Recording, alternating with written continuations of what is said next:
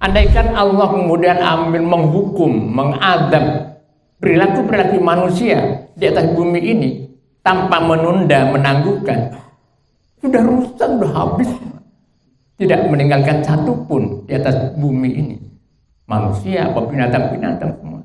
Kalau kemudian Allah mau mengadab, tapi karena sifat halimnya ini, sifat tidak tergesa-gesanya ini, sifat penyantunnya ini, Allah masih menunda, menangguhkan.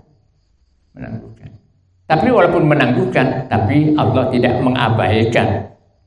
Jadi Allah menangguhkan, tetapi tidak mengabaikan. Kalau mengabaikan itu kan tidak rekan-rekan. Sebetulnya Allah masih menunggu, menangguhkan terhadap adabnya itu. Menunggu kesempatan agar mereka bisa berpikir, manusia bisa berpikir dan bertaubat kembali ke jalan yang benar.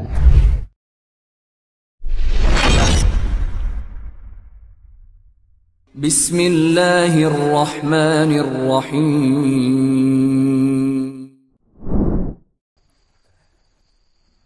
Assalamualaikum warahmatullahi wabarakatuh. Tartil Quranul Karim, kita buka halaman 511. 511 surah Al-Fat ayat 1 dan seterusnya. A'udzubillahi minasyaitonir rajim.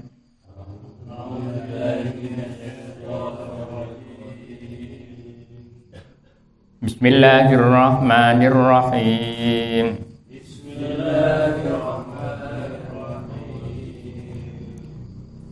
Inna fatahna laka fathan mubinan liyaghfira laka Allahu ma taqaddama min dhanbika wa ma ta'akhkhar.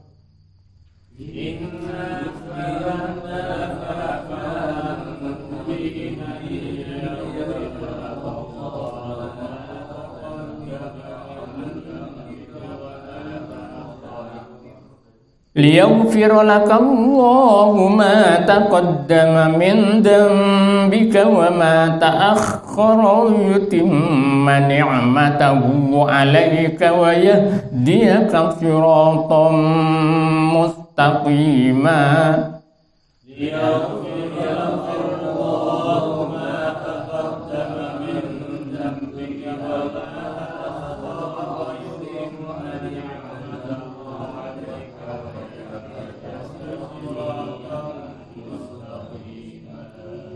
وَيَنْصُرَكَ اللَّهُ نَصْرًا عَزِيزًا.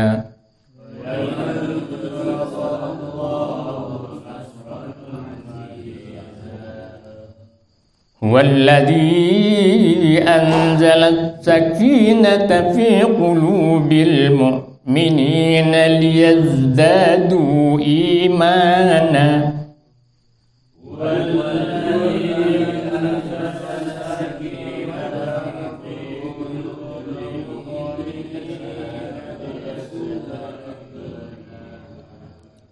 ليزدادوا إيمانا مع إيمانهم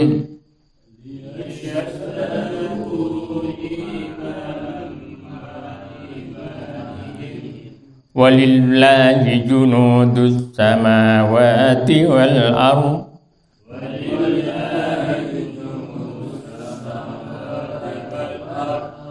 وكان الله عليما حكيما ليدخل المؤمنين والمؤمنات جنات تجري من تحتها الأنهار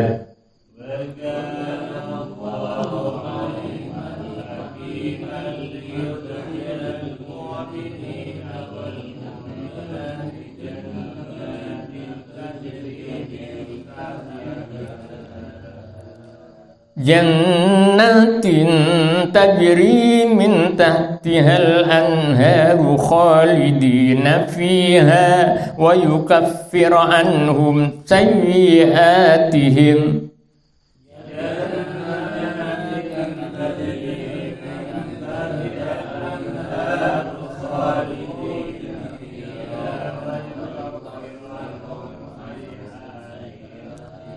وكان ذلك عند الله فوزا عظيما ويعذب المنافقين والمنافقات والمشركين والمشركات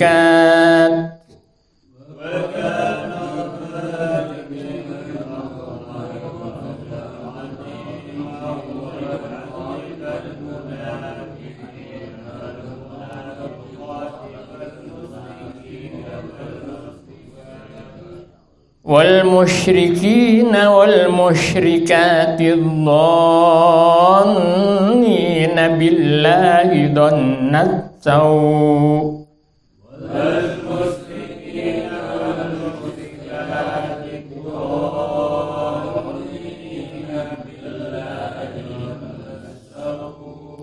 عليهم دائرة السوء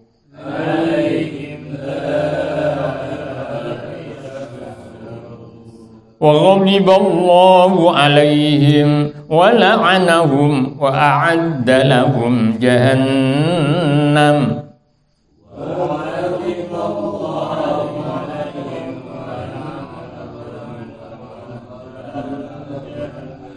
وساءت مصيرا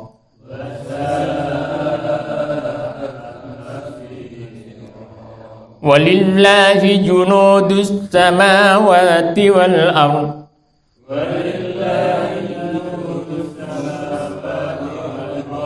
وكان الله عزيزا حكيما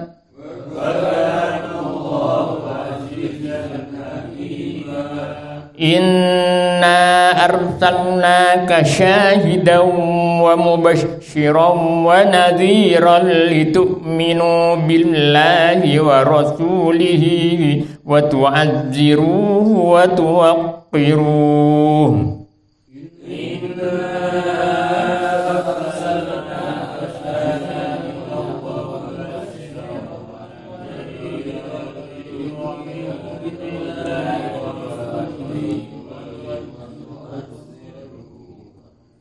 وتسبحوه بكرة وأصيلا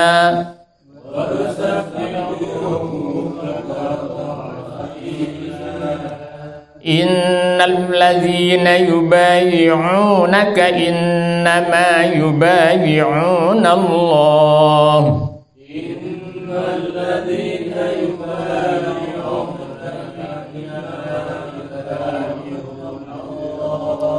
يد الله فوق أيديهم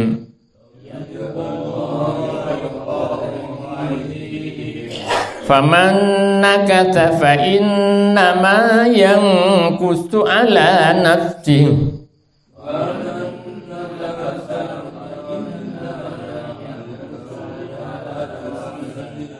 ومن أوفى بما عاهد عليه الله فسيؤتيه أجرا عظيما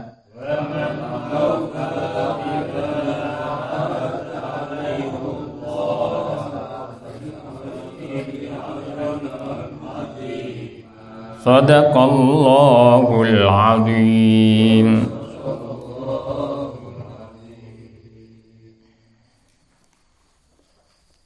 Tafsir Al-Quranul Karim.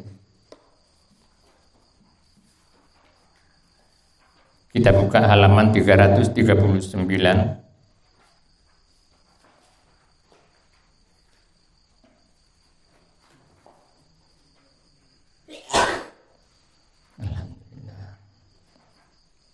Surah Al-Hajj ayat 80 ayat 58.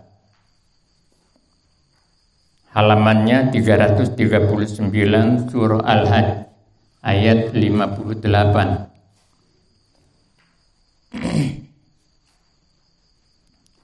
A'udzu billahi minasyaitonir rajim. Bismillahirrahmanirrahim. Alhamdulillahirabbil alamin. Assalatu wassalamu ala asyrofil mursalin sayyidina Muhammad wa ala alihi wa sahbihi ajma'in. Amma ba'du.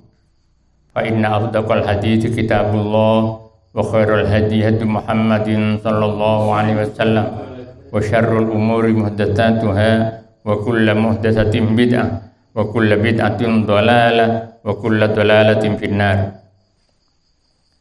أعوذ بالله من الشيطان الرجيم. والذين هاجروا في سبيل الله ثم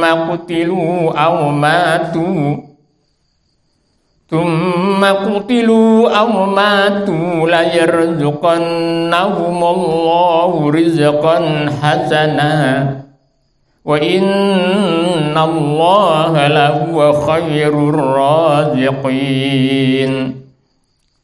ليدخلنهم مدخلا يرضونه وإن الله لعليم حليم.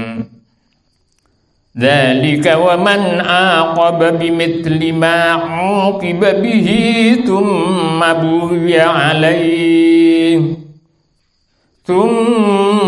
بغي عليه لينصرنه الله إن الله لعفو غفور.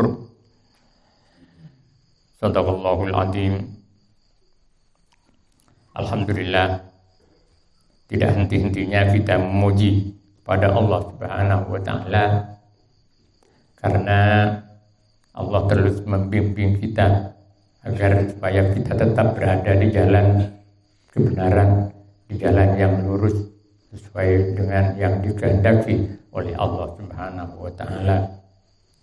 Walaupun di sana sini ada beberapa hal atau di sana sini perlu kita adakan peningkatan-peningkatan untuk sampai menuju ke puncak kebaikan-kebaikan kita sebelum nyawa kita dicabut oleh Allah Subhanahu wa Ta'ala, sehingga kita mengakhiri hidup ini dengan husnul khatimah.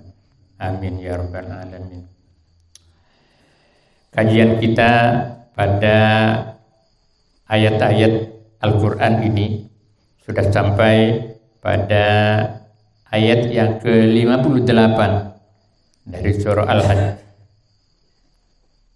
Sudah separuh lebih perjalanan mushaf Al-Quran ini kita kaji. Semoga dari satu majelis ke majelis yang lain, dari satu pertemuan ke pertemuan yang lain, membawa dampak positif bagi peningkatan kepribadian kita dalam rangka hubungan dengan Allah dan hubungan dengan makhluk-makhluknya. Amin ya rabbal alamin. Baik Bapak, walladzina hajaru fi sabilillah,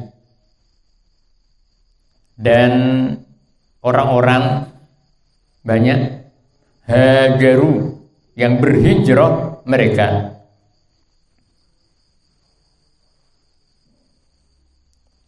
Hijrah, kata ini terdiri dari huruf ha, jim dan ra. Hajara.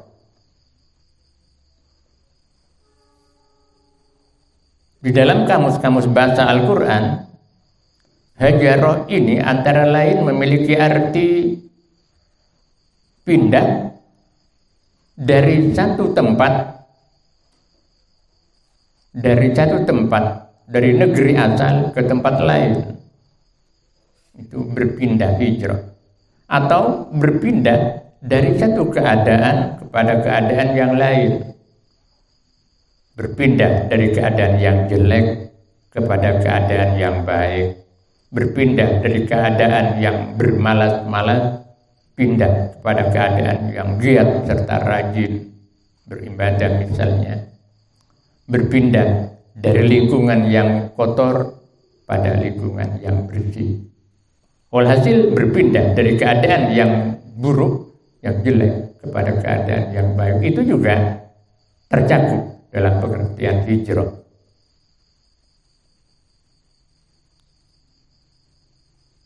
Penekanan dari ayat kata hijrah di ayat ini adalah hijrah bersama Nabi.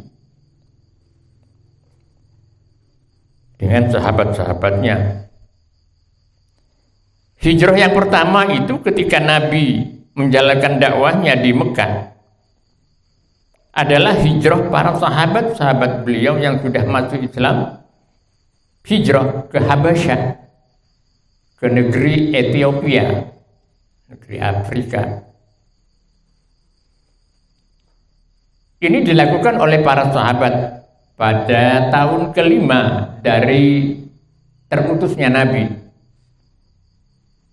Jadi setelah Nabi diangkat oleh Allah menjadi Nabi dan Rasul, kemudian ada beberapa yang masuk Islam. Karena begitu kemudian mereka dianiaya, diancam oleh orang-orang musyrik. Nah, kemudian pindah ke Habasyah, ke Ethiopia itu. Itu terjadi pada tahun kelima dari bi'tsah, dari terutusnya Nabi. Dan kemudian hijrah yang kedua pada zaman Nabi adalah hijrah dari Mekah ke Madinah. Ini pertama kali dilakukan oleh Nabi ditemani sahabat Abu Bakar. Itu terjadi pada tahun ke-13. Jadi kalau yang ke Habasyah itu hijrahnya sahabat-sahabat saja, terjadi pada tahun kelima dari terutusnya Nabi. Kemudian hijrah Nabi ke Madinah, dari Mekah ke Madinah, ditemani oleh sahabatnya, yaitu sahabat Abu Bakar As-Siddiq, itu terjadi pada tahun ke-13.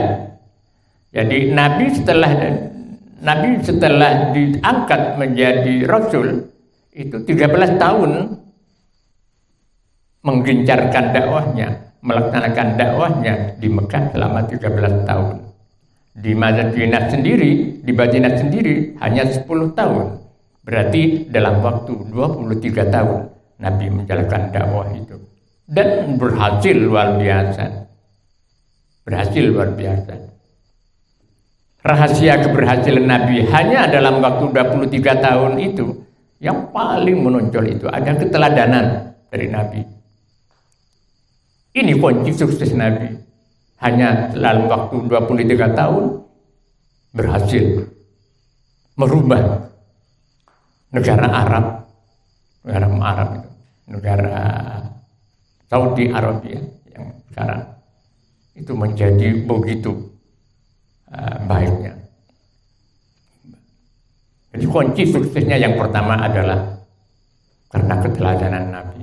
Di samping karena ajaran-ajarannya sesuai dengan kemanusiaan. Ajaran-ajarannya sesuai dengan watak kemanusiaan. Kebenaran ajarannya.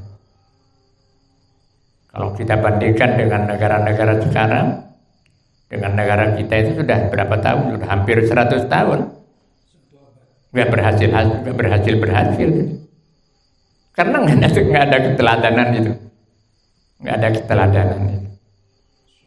Jadi Nabi 13 tahun di Mekah, kemudian hijrah, dan di Madinah selama 10 tahun, kemudian wafat hanya dalam waktu 23 tahun.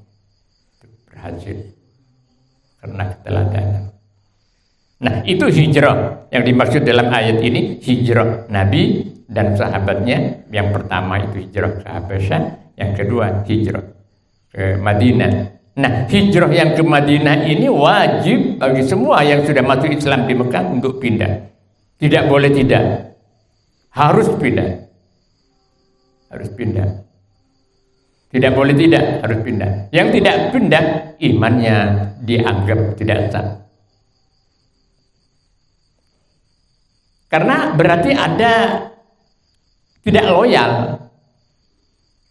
Masuk Islam ketika Nabi berada di Mekah, kemudian masuk Islam. Tapi ketika Nabi hijrah ke Madinah untuk strategi perjuangan, mereka tidak mau pindah.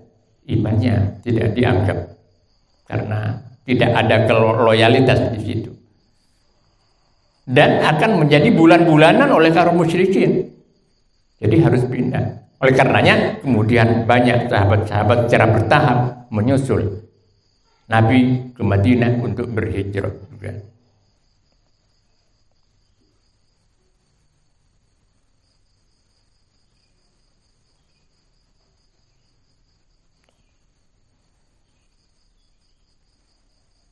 Ini konsekuensi dari perjuangan. Ada hijrah itu artinya, kata hajarah itu artinya menjauh dan mengabaikan. Ada arti seperti itu. Jadi makna mengabaikan, makna menjauh. Dan juga ada makna hajarah itu.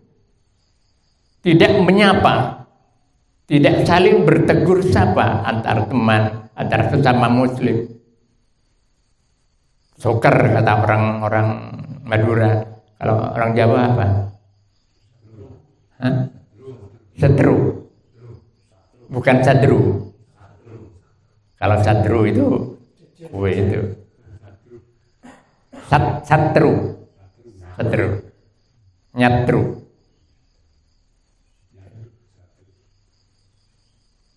Itu mana hajarah juga. Nah, setru ini kalau dengan sesama muslim untuk waktu 3 hari tidak saling tegur, tak nyapa, itu makruh. Selebihnya, lebih dari 3 hari haram. Sesama muslim itu tidak saling menyapa kecuali dalam keadaan betul-betul darurat.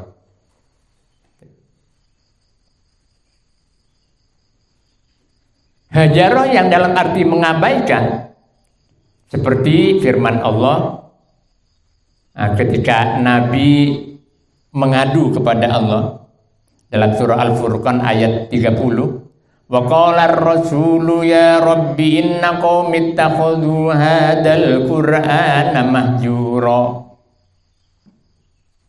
Wa qala ar-rasulu, ayat Al-Furqan ayat 30, Pak Guru ada. Coba dibaca.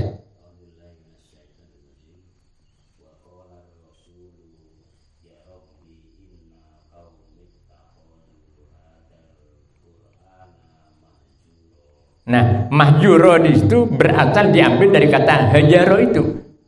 Huruf ha, jim dan ro. Mahjuro. Terjemahnya. Dan Rasul Muhammad berkata, ya Tuhanku, sesungguhnya kaumku telah menjadikan Al-Quran ini diabaikan. Nah, diabaikan. Jadi abai, mahjur. Hajaro dalam artian abai terhadap sesuatu. Abai apa saja, itu orang yang seperti itu disebut hajaro. Tidak mengabaikan, acuh tak acuh. Seperti lagi ucapannya Ibnul Qayyim, malam yaqra'il Qur'ana faqad hajara. Barang siapa yang tidak membaca Al-Quran, maka orang itu telah mengabaikan Al-Quran. Seumur hidup tidak pernah baca Al-Quran, itu berarti sudah mengabaikan Al-Quran. Hajaro, mengabaikan Al-Quran. Jadi kalau tadi maknanya itu pindah dari satu tempat atau satu keadaan ke tempat dan keadaan yang lain, maka di sini artinya mengabaikan. Malam yaqra'il Qur'an faqad hajara. Barang siapa yang tidak membaca Al-Quran, faqad hajara, maka orang itu sungguh-sungguh telah mengabaikan Al-Quran. Jadi untuk tidak disebut mengabaikan Al-Quran, ya walaupun 1 minggu sekali baca Al-Quran, tapi ya kebangetan kalau 1 minggu hanya 1 kali baca Al-Quran. Malah harus ada target, dalam 1 hari saya harus khatam sekian. Tahdus bin Ni'mah ya, alhamdulillah saya sampai 5 sampai 6 juz menghatamkan, menghafal, membaca Al-Quran setiap harinya. Jadi setiap 5 atau 6 hari saya khatam, 5 atau 6 hari saya khatam. Ini tahdus bin Ni'mah, supaya bapak-bapak juga terdorong untuk baca terus sampai setengah hafal. Walaupun tidak hafal tapi setengah hafal. Ayat ini lanjutannya ayat ini. Bahkan sebelum buka lembaran Al-Quran itu sudah tahu ayatnya ayat ini. Sampai setengah hafal. Baca terus. Ya memang berat. Karena harus fokus dan harus bisa membagi waktu. Wa man lam yatadabbar bil Quran faqad hajar. Orang yang sudah baca Al-Quran tapi tidak merenungkan Al-Quran maknanya, kandungannya. Itulah sebabnya maka kemudian setiap ayat ini memiliki peran dan fungsi sendiri. Ketika misalnya kita sedang membaca Al-Quran ketemu dengan ayat rahmah, ayat yang menunjukkan belas kasih Allah.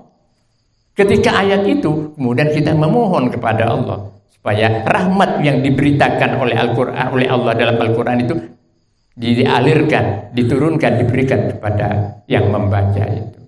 Begitu juga sebaliknya, ketika kita sedang membaca Al-Quran kemudian ketemu dengan ayat azab yang menunjukkan ayat-ayat siksa, kita memohon perlindungan kepada Allah Subhanahu wa taala, dan itu salah satu adab ketika kita membaca Al-Quran.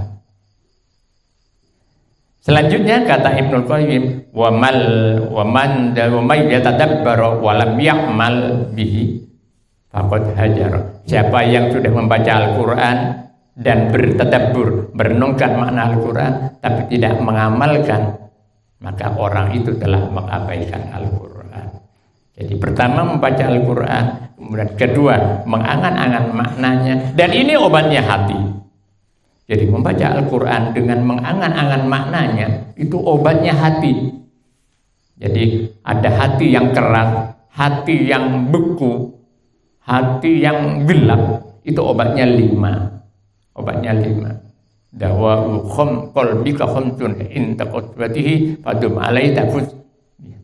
Nah, kemudian khola ubatnin. Yang pertama itu perut jangan kenyang terus, kosong. Khola ubatnin. Perut kosong. Malah baginda Nabi itu kepada istrinya, permaisurinya Siti Aisyah, "Ya Aisyah, dawami qar'aba bil jannah." Teruslah kamu lakukan mengetuk pintu surga.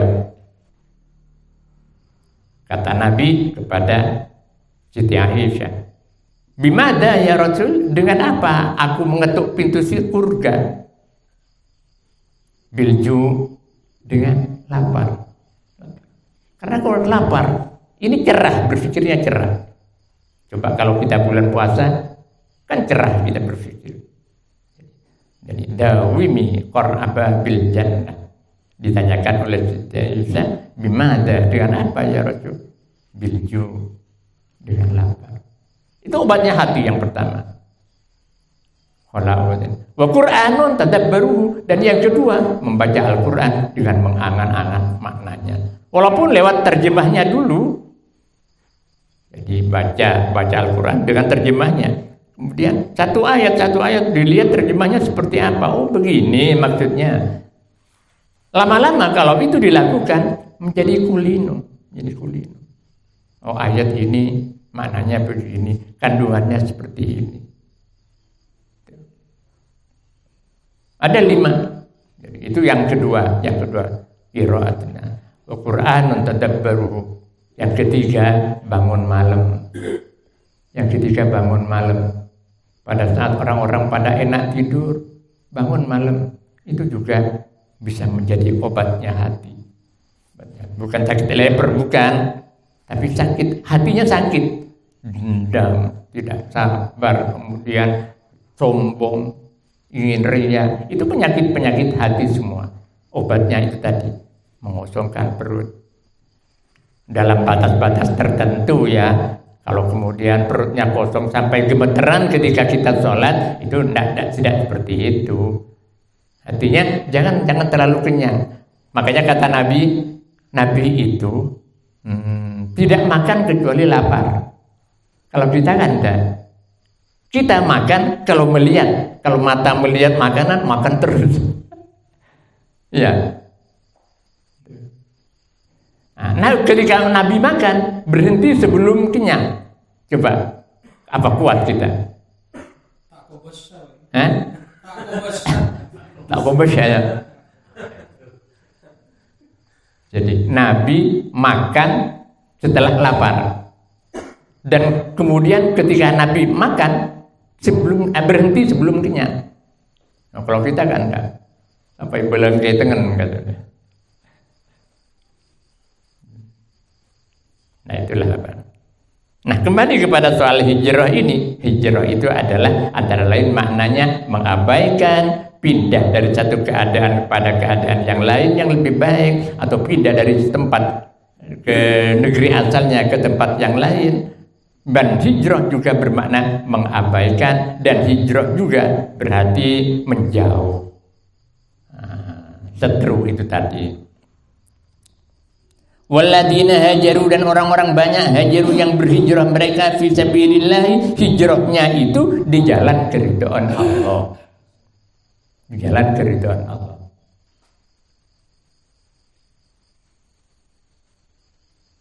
Sebab pada waktu Nabi ada orang-orang yang ikut hijrah itu karena kecintaannya hijrah juga. Dalam hadis itu sampai disebutkan innamal a'malu binniyat wa innama likulli imri'in ma nawa. Faman kanat hijratuhu ila Allahi wa rasulihi fa hijratuhu ila Allahi wa rasulihi. Jika hijrahnya dari Mekah ke Madinah itu karena ikut Nabi, karena cinta kepada Nabi, maka hijrahnya akan mendapat pahala besar. Tapi wa man kanat hijratuhu lidunya yusibaha aw imra'atin yankihuha, atau karena pacarnya, tunangannya pindah kemudian ikut pindah, maka ya yang hasilnya dapat pacar itu tidak mendapat pahala apa-apa. Ini yang maksud fisabilillah. Ada ikatan fisabilillah. Hijrahnya itu fisabilillah, di jalan keridhaan Allah. Tsumma qutilu. Ini konsekuensi berhijrah itu. Konsekuensi berhijrah itu tsumma qutilu, kemudian dia dibunuh. Sebelum sampai ke tempat hijrahnya, di tengah jalan dia sudah dicegat dan dibunuh. Atau kutilu, terbunuh dalam peperangan. Jadi kutilu itu dibunuh, kutilu bisa diartikan juga terbunuh dalam peperangan. Atau bahkan awmatu, atau mati biasa. Setelah hijrah dari Mekah ke Madinah ikut Rasulullah, kemudian di sana meninggal dunia. Tanpa dicegat kemudian dibunuh, tanpa ikut terjun dalam peperangan sehingga terbunuh, tidak seperti itu. Tapi matinya mati biasa karena sakit misalnya. Ketika kasusnya seperti itu bagaimana? La yarzuqannahumullahu rizqan hasana. Benar-benar Allah benar-benar akan memberi rezeki kepada mereka itu rizqan hasana, dengan rezeki yang baik. Apa rezeki yang baik itu? Dimasukkan surga oleh Allah Subhanahu wa taala. Dan tentu tambahan-tambahan rezeki itu disusul dengan keridhaannya. Jadi orang dimasukkan ke surga, kemudian Allah merelakan, meridhai mereka itu. Keridhaan Allah. Ini konsekuensi ketika orang-orang dahulu, para sahabat ikut hijrah. Nah, kemudian konsekuensinya dibunuh atau terbunuh atau meninggal dunia. Terhadap mereka seperti itu, yang seperti itu Allah menjamin kelak akan diberikan rezeki oleh Allah Subhanahu wa taala. Nah, para sahabat menghayati ayat ini betul-betul mantap, zahiran wa batina. Oleh karenanya mereka dengan iming-iming janji-janji surga itu, begitu terjun di peperangan tidak ragu lagi. Sampai kaum muslimin mengalami kemenangan, mendapatkan kemenangan. Mulai dari perang Badar,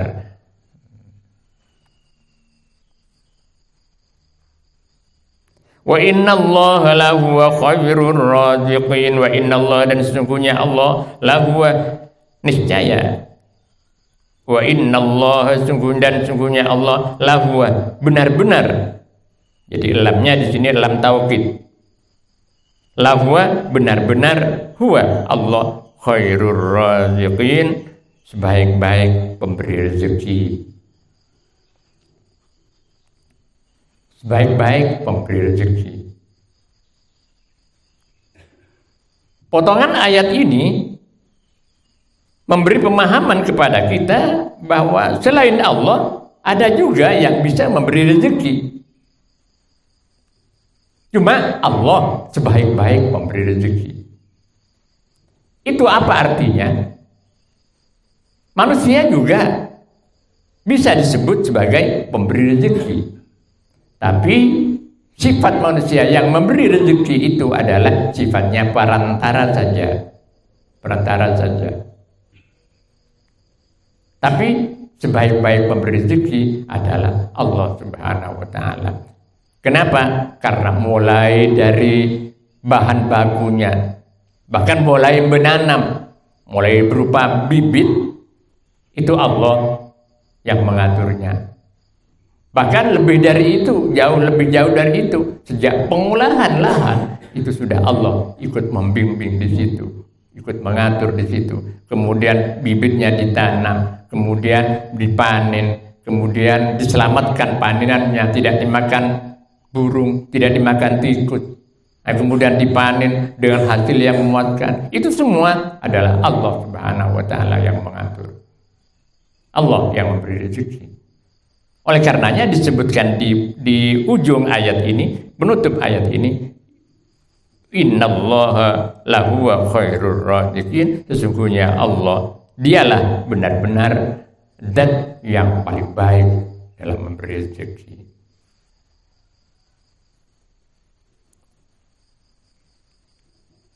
Ada perantara-perantara pemberi rezeki di situ. Oleh karenanya, ketika kita bersyukur kepada Allah, maka kita wajib pula bersyukur terhadap perantara-perantara datangnya rezeki itu. Kalau sudah berbicara tentang perantara datangnya rezeki itu, banyak pihak yang terlibat dalam mengalirnya rezeki itu kepada kita. Banyak pihak yang terlibat. Kalau di dalam perusahaan pertanian misalnya, kita mendapatkan beras, beli beras dengan gampang, dengan mudah. Walaupun sekarang lagi mahal. Ada berapa sekarang? Hampir 15.000 ya. 14,5. Iya, yang baik ya. Iya. Ya, walaupun begitu mudah-mudahan kita masih beri kekuatan untuk beli.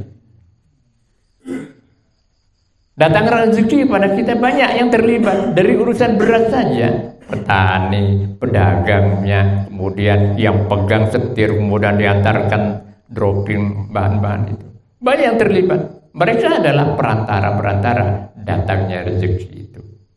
Kepada mereka itulah juga kita diwajibkan bersyukur, berterima kasih.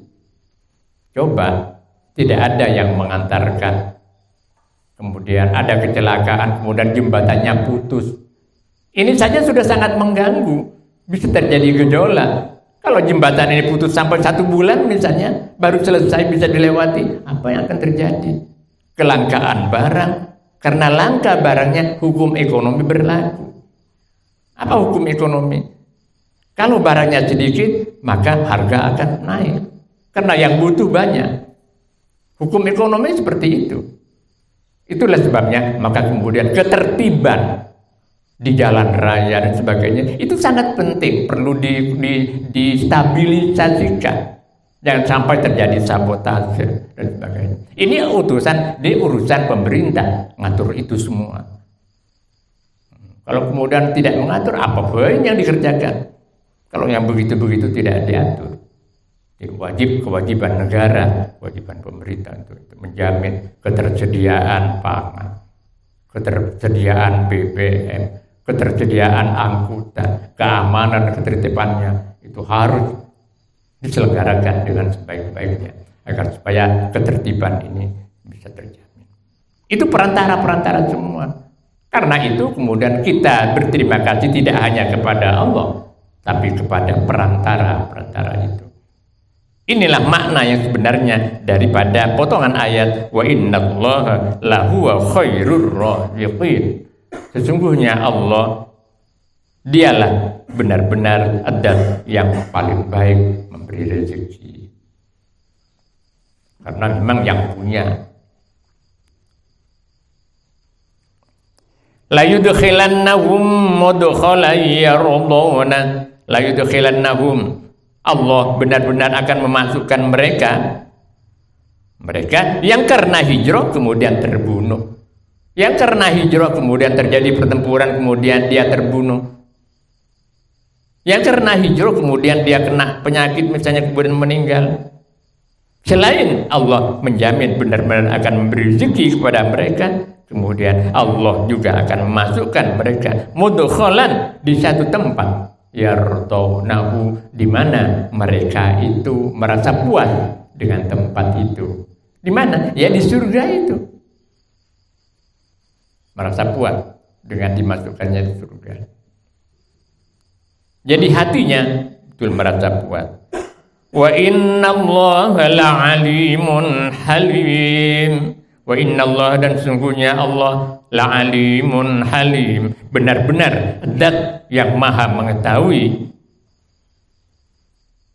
Zat yang maha mengetahui. Mengetahui terhadap keluhan orang yang teraniaya. Karena orang yang berpindah itu karena dianiaya. Sahabat-sahabat Nabi itu pindah dari Mekah ke Madinah atau pindah dari Mekah ke Habasyah karena teraniaya. Oleh karenanya di sini Allah mengakhiri ayat 459 ini dengan sifatnya alimun, maha mengetahui terhadap keluhan orang yang teraniaya itu. Coba kita bayangkan, orang yang teraniaya itu kemudian berhijrah, itu memiliki beban yang berat.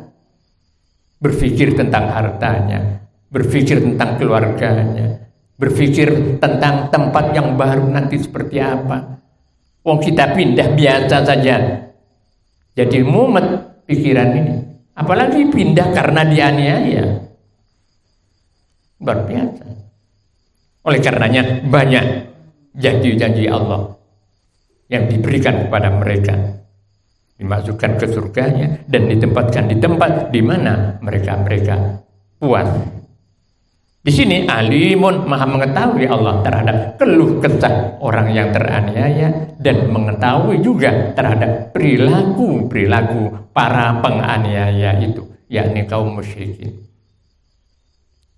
Tapi halimun, Allah itu maha halim. Halim itu artinya tidak tergesa-gesa.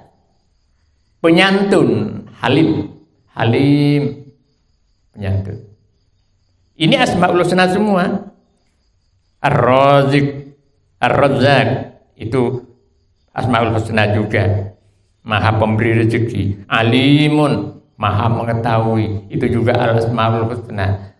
Halimun, itu juga asmaul husna. Sebagaimana pernah saya sampaikan, asmaul husna yang katakan itu 99 itu dibagi dua kelompok.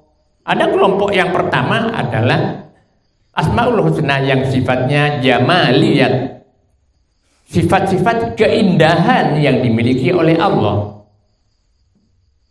Sebaliknya adalah kelompok asmaul husna yang sifatnya jalaliyat.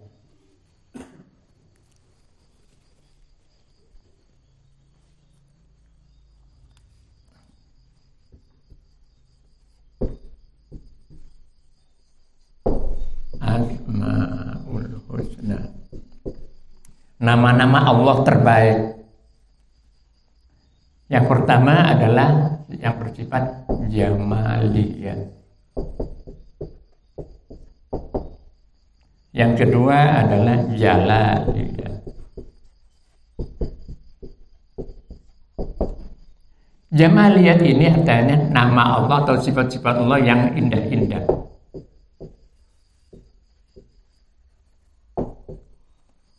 Sifat-sifat yang agung.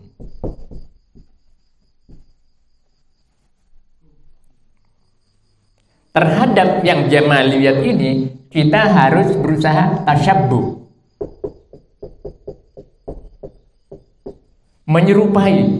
berusaha menyerupai sifat-sifat Allah. Apa sifat-sifat yang indah-indah itu? Banyak, lebih banyak dari yang jalaliyat ini. Mulai dari Ar-Rahman, belas kasih, Ar-Rahim, belas kasih juga. Cuma bedanya seperti yang pernah saya sampaikan, Ar-Rahman dengan Ar-Rahim itu lebih luas. Ar-Rahman itu diberikan di dunia ini kepada siapa saja tanpa membeda-bedakan. Mau orang muslim percaya kepada Allah, taat kepada Allah, maupun non-muslim, diberi juga oleh Allah nikmatnya, rahmatnya. Itu Ar-Rahman. Jadi belas kasih Allah di dunia ini tanpa pilih kasih. Itu Ar-Rahman. Tapi Ar-Rahim, belas kasih Allah kelak di akhirat, diberikan kepada orang-orang yang taat kepada Allah. Ar-Rahman, Ar-Rahim, kemudian Al-Wahhab, Ar-Razzaq, kemudian Al-Afu, Maha Pemaaf, Al-Ghafur, Maha Pengampun. Itu sifat-sifat keindahan Allah semua. Terhadap sifat-sifat ini kita berupaya untuk menyerupai Allah. Menyerupai Allah. Tasyabbuh, menyerupai Allah. Kalau yang jalaliyat itu lebih sedikit daripada yang jamaliyat, yang indah-indah. Yang jalaliyat itu Al-Matin, yang mematikan. Untuk sifat agung Allah. Karena si Allah mempunyai sifat yang mematikan, kemudian kita mau membunuh orang. Tidak seperti itu. Tapi terhadap jalaliyat keagungan Allah ini perlu kita tanzih, menyucikan. Tanzihun, menyucikan bahwa sifat itu hanya pantas dimiliki oleh Allah. Al-Jabbar yang maha keras, Al-Qahhar yang maha memaksa. Itu sifat-sifat jalaliyat semua.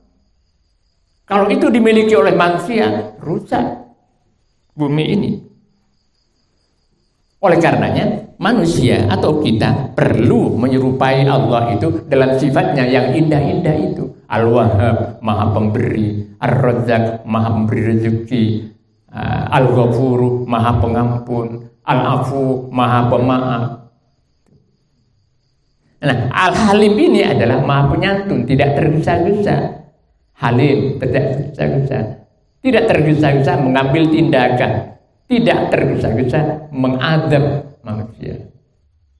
Sebab kalau Allah tergesa-gesa, sebagaimana disebutkan dalam surah apa itu? Walau yu'akhidullah, dalam surat Fatir Pak Guru, ayat 45. Walau yu'akhidullahu an-nasa bima kasabu ma taraka 'ala dhahriha min dabbah.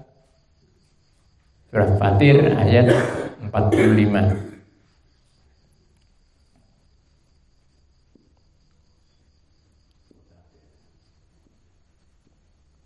Ada. Coba.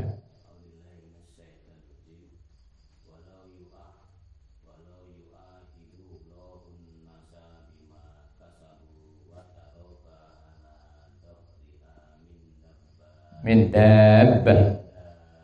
Coba terjemahnya. Dan sekiranya Allah menghukum manusia disebabkan apa yang telah mereka perbuat, niscaya Dia tidak akan menyisakan satupun makhluk bergerak yang bernyawa di bumi ini. Sudah. Andaikan Allah kemudian menghukum, mengadab perilaku-perilaku manusia di atas bumi ini tanpa menunda, menangguhkan, sudah rusak, sudah habis. Tidak meninggalkan satupun di atas bumi ini. Manusia, binatang-binatang semua. Kalau kemudian Allah mau mengadab itu.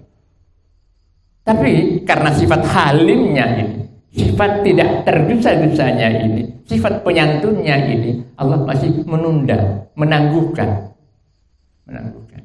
Tapi walaupun menangguhkan, tapi Allah tidak mengabaikan.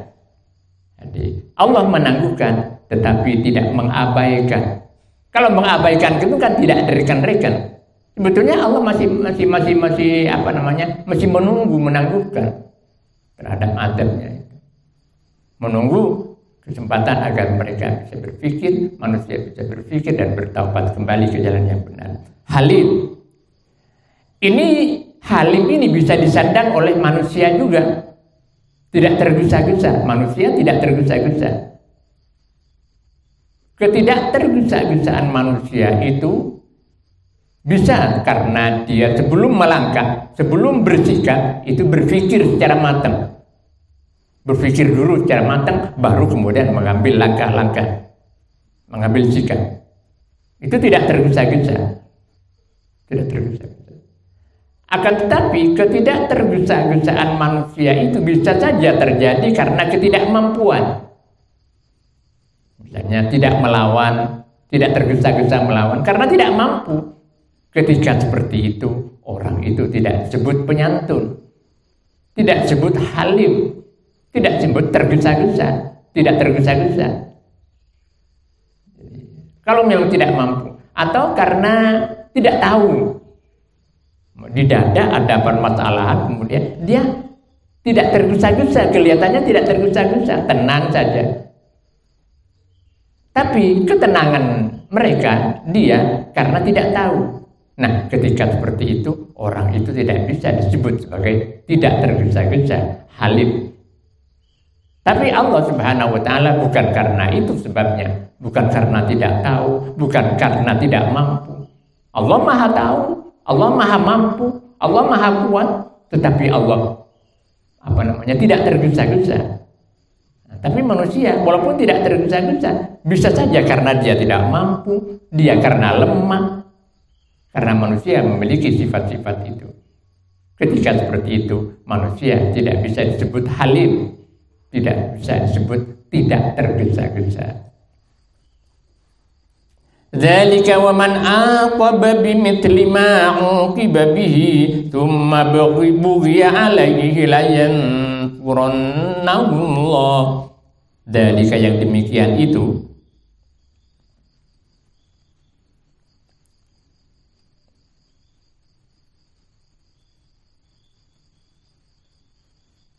apa yang dilukiskan dari ayat-ayat di atas yang merupakan konsekuensi daripada hijrah, nah, kemudian terbunuh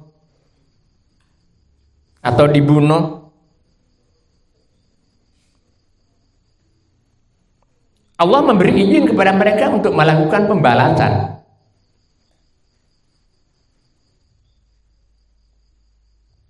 Ayat ini, ayat 60 ini dalam konteks peperangan.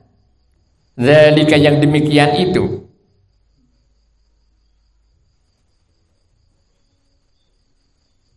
peristiwa hijrah Nabi bersama sahabatnya itu dalam konteks peperangan. Diawalkan ayat 39 kalau tidak salah.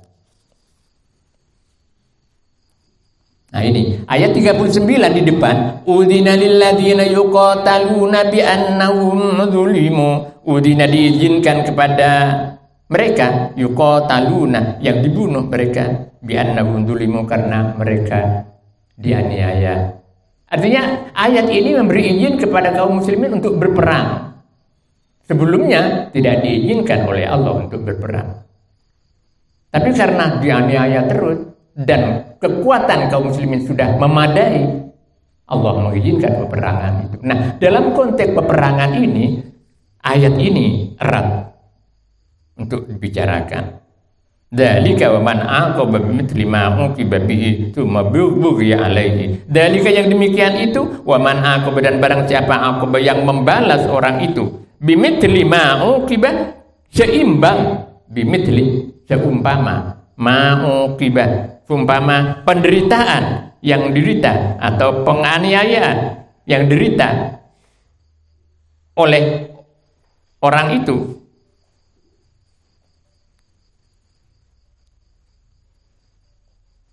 Summa bughiya alaihi, kemudian dia dianiaya. Jadi ada kasus dalam konteks peperangan. Nah, kemudian kaum muslim membalas. Nah, ketika membalas dan balasannya itu seimbang, ini sangat teliti ya Al-Quran ya. Jadi, balasan itu harus seimbang, tidak melebihi, tidak melebihi. Ini aturan-aturan internasional dalam urusan peperangan. Jadi tidak boleh melebihi. Misalnya, ketika terjadi peperangan antara satu negara dengan negara yang lain, nah kemudian saling balas, maka pembalasan itu harus seimbang. Jangan sampai anak-anak, kaum ibu-ibu yang tidak berdaya, kemudian juga menjadi sasaran kemarahan pembalasan itu. itu akan kena sanksi oleh hukum internasional. Tapi sekarang PBB itu kan ada Dewan Keamanannya, ada 5 negara yang ada di situ. Nah, masing-masing ini mendukung untuk kepentingannya sendiri, bukan untuk kedamaian dunia, untuk keperluannya dia sendiri. Ada Amerika, ada Uni Soviet, Rusia, sekarang Rusia. Nah, ada Rusia, ada Prancis, ada Inggris, ada Cina. Ada 5 ini Dewan Keamanan PBB. Ini anggota tetap. Nah, sekarang faktanya yang mestinya yang Dewan 5 negara ini mengatur agar supaya terjadi kedamaian di dunia ini tidak. Dipergunakan untuk kepentingannya sendiri, untuk kepentingan negaranya sendiri. Akhirnya kacau balau. Hukum internasional mempergunakan. Nah, seperti yang terjadi di Gaza itu kan berapa anak-anak yang jadi korban. Mau dituntut ke hukum internasional, pengadilan internasional, ya mereka tidak berdaya. Nah, inilah yang kemudian digagas oleh NU. Ada halakoh yang dilakukan sudah 2 kali ini, halakoh peradaban, berpikir tentang peradaban manusia di atas bumi ini. Yang semakin akhir ini kok semakin kacau seperti ini, tidak terkendali. Seperti dulu lagi. Dulu sebelum ada PBB itu masing-masing adu kuat. Siapa yang kuat, dia yang menang. Nah, negara-negara di timur, di Asia, ini kan dibagi-bagi oleh yang kuat. Dibagi-bagi. Setelah terjadi perang dunia pertama dan kedua itu dibagi-bagi. Belanda menjajah Indonesia, Inggris menjajah Malaysia dan Brunei, dan begitu seterusnya dibagi-bagi. Nah, tidak ada hukum. Siapa yang kuat? Kemudian seperti itu. Nah, akhirnya timbul seperti kesadaran di antara dunia-dunia ini, negara-negara dunia ini, setelah perang dunia kedua selesai berakhir, hanya terbentuklah PBB itu. PBB. Nah, kemudian disepakati 5 negara inilah yang menjadi anggota tetap Dewan Keamanan PBB. Tujuannya seperti itu, agar supaya bisa mengatur negara-negara kecil lainnya, agar supaya tidak terjadi bentrok, sehingga tetap terjamin keamanan. Tapi sekarang malah diadu domba, dijualin senjata bareng. Ya kalau enggak gitu enggak laku. Produksi senjatanya, pesawat tempurnya tidak laku. Tapi akibatnya dunia nggak selesai.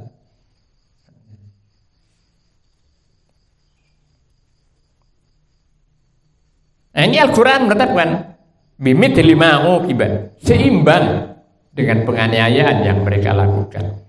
Jangan berlebih. Nah, ketika seperti itu, tsumma bughiya, kemudian dianiaya mereka.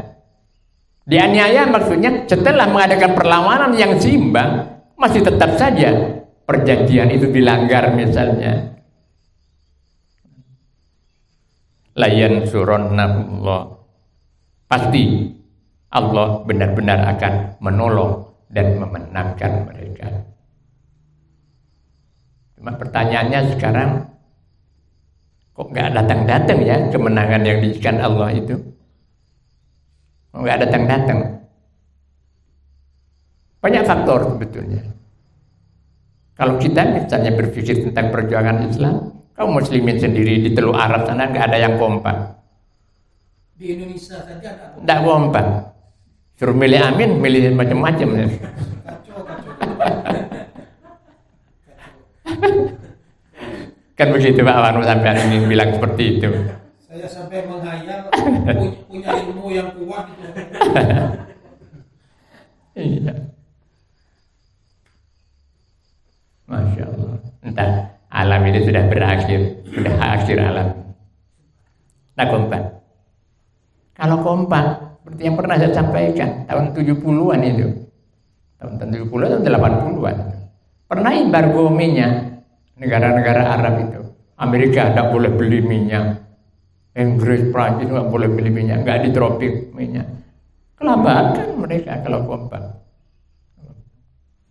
Jadi pernah dicoba itu, betul-betul bagus. Tapi yang namanya politik, ada saja yang ngatok, ada penjaminnya. Yang Arab Saudi itu takut pada negara-negara sekitarnya, takut pada Irak, takut pada Iran, musuhan dengan Iran Saudi itu, minta bantuan ke Amerika supaya aman. Akhirnya ya seperti itulah. Jadi nggak kompak. Libanon, Mesir, sama-sama kepentingannya masing-masing. Pak Kiai, itu keterangan-keterangan yang saya baca, saya dengarkan itu dari pengamat-pengamat Muslim, bahwa apa yang ditanyakan Pak Kiai tadi, kapan Islam mau maju, katanya ini sudah tanda-tanda muncul Pak Kiai, dan datangnya dari timur. Jadi yang dianggap timur adalah Indonesia, dipimpin oleh seorang Muslim yang kuat, akhirnya nanti menular ke dunia Pak Kiai. Yaitu antara lain yang digagas oleh ulama-ulama, oleh pemimpin-pemimpin ini, bagaimana agar supaya ini muncul gerakan sedikit demi sedikit, walaupun tantangannya sangat besar, sangat berat. Artinya mereka merasa terhina ketika yang muncul menjadi, katakan ya, pahlawan untuk kedamaian dunia ini dari negara kecil Indonesia misalnya, dari negara yang baru, itu merasa mereka tidak akan rela itu, tidak akan rela. Tapi usaha terus dilakukan, mudah-mudahan ya berhasil lah, berhasil. Makanya kan NU itu membuka cabang-cabang istimewa di negara-negara, di Australia dibuka cabang-cabang NU, di Cina, di Korea, di mana-mana, di Arab juga buka itu. Jadi untuk menyampaikan ada dialog, ada seminar-seminar, ada diskusi-diskusi. Nah ini yang diharapkan nanti muncul pemikiran-pemikiran orang, entah 50 tahun yang akan datang, ada pemikiran-pemikiran ke sana bahwa kejadian seperti keadaan seperti ini tidak bisa dibiarkan, tidak boleh dibiarkan, adu kekuatan itu tidak boleh dibiarkan, karena masalahnya ada manusianya ini, jadi kemanusiaannya ini, di mana manusia punya harga, punya kehormatan yang harus diangkat secara bersama-sama.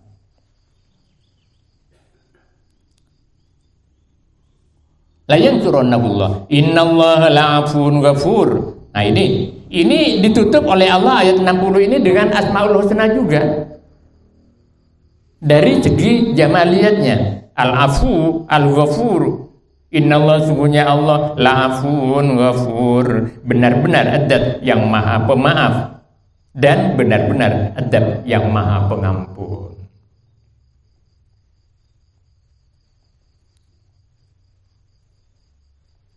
Di ayat ini ingin menegaskan bahwa dalam konteks kasus-kasus yang bersifat pribadi, penganiayaan yang sifatnya perorangan, itu yang lebih baik kita memilih memaafkan dan kita memilih memberi ampun pada orang itu. Tapi dalam konteks peperangan, pembalasan itu harus kita lakukan yang seimbang. Jadi penutupan ayat daripada ayat 60 ini, innallaha la'afun ghafur, adalah berkaitan dengan apabila terjadi penganiayaan itu yang sifatnya perorangan, maka sebaiknya kita menggunakan cara-cara memberi maaf dan kemudian mengampuni kesalahan orang itu, penganiayaan orang itu. Tentu dengan catatan tidak akan mengulangi penganiayaan itu. Tapi dalam konteks peperangan, kesalahan yang bersifatnya agama misalnya, penganiayaan yang sifatnya untuk kepentingan umum misalnya, maka kemudian ada izin dari Allah untuk melakukan pembalasan itu yang seimbang tentunya. Tapi sebaliknya, dalam kaitannya penganiayaan yang terjadi secara perorangan, itu lebih baik menggunakan pendekatan sifat-sifat Allah, meniru sifat-sifat Allah yang jamaliyat itu. Al-afu, maha pemaaf, al-ghafur, dan maha pemberi ampun. Walaupun boleh sih kalau kita dianiaya, walaupun itu sifatnya perorangan. Misalnya sabda Rasul, man takabbaru 'alal mutakabbiri shadaqatun. Siapa yang sombong terhadap orang-orang yang sombong, ada orang sombong, kita sombong juga, itu sedekah. Maksudnya supaya dia berhenti, malah tak mengadab. Itu orang ngomong lambangalin dia supaya jerah. Kalau enggak, bisa lama dia. Ada yang seperti itu. Tapi memilih pendekatan dengan menyerupai sifat-sifat Allah yang jamaliyat itu, antara lain al-afu dan ghafur, maha pemaaf dan maha pengampun, itu lebih baik kalau itu menyangkut penganiayaan yang sifatnya perorangan. Itu lebih bagus, lebih bagus.